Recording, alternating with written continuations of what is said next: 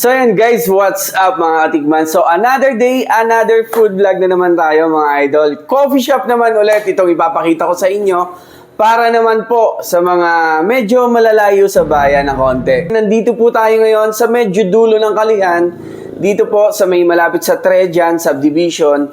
Ito po ang Espresso Cafe. Yan. So guys, eto nakita ko kung gaano kagaganda yung kanilang mga menu dito. So, lalo na itong mga coffee, ang ganda nung pagkakagawa, di ba? So, ito yung kanilang Java Chip Prof. Yan. Tapos ito naman, caramel, ice caramel. Ang gandang tingnan, no? Tapos, we have also hot mocha. So, yan. Coffee shop to, mga idol, dito sa Barangay Kalihan po. Medyo dulo na lang, malapit na sa Soledad. Makikita nyo, or ipapakita ko sa inyo yung mga pagkain. Yes, meron din sila mga pagkain dito.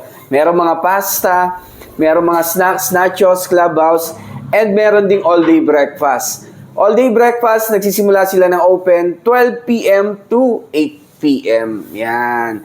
So, kanina pa akong nakatingin dito sa kanilang waffle. Oh, ang ganda ng itsura, di ba guys? For only 45 pesos, meron silang dalawang drizzle. So, merong caramel drizzle at saka chocolate drizzle. Ayan, oh. Guys, 45 pesos lang. Tikman natin, ha. Sabay-sabay tayong tikman. So, punta muna tayo sa caramel. Ay, makapal! So, yun. Perfect bite tayo ng kanilang... ito daw yung bestseller din nila. Itong waffle nila. Mukhang masarap nga, no? So, tikman natin. Parang pag naubos mo to, busog ka. Ito naman, chocolate. Yan. Tikman nyo to. Yung kanilang waffle. So, ito yung kanilang mga snacks. Ayan, nachos. Ang daming ano. Ang daming toppings. Good for sharing na to. Ang sarap. Lasang-lasa ko yung mga gulay, yung kamatis, tsaka pipino. And then, ito yung kanilang clubhouse. Parang healthy clubhouse din. Kasi, merong gulay, pipino, kamatis. Yan.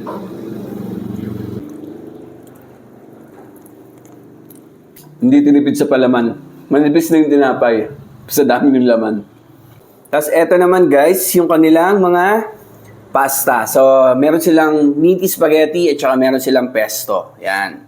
So, dito muna tayo sa spaghetti.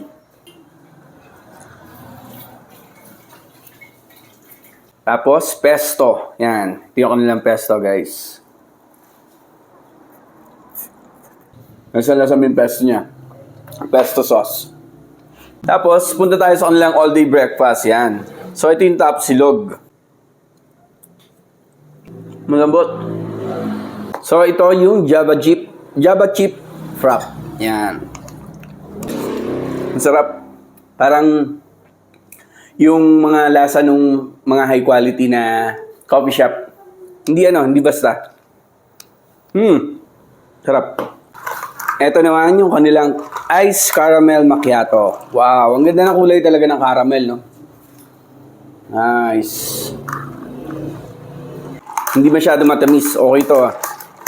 And lastly, syempre, merong hot. Yan. So, sa mga mahihilig sa mainit, kapag nagkakape, katulad ko, mas prefer ko kasi yung hot yun. At dark mocha. Yan. At ito guys, meron tayong nakitang isang menu nila na drinks na medyo kakaiba. Ito yung kanilang healthy fizz. Ayan. So mango fizz itong hawak natin ngayon. Tikman natin. Malamig na fruits. O, diba? So try nyo rin to. Okay din, healthy fizz.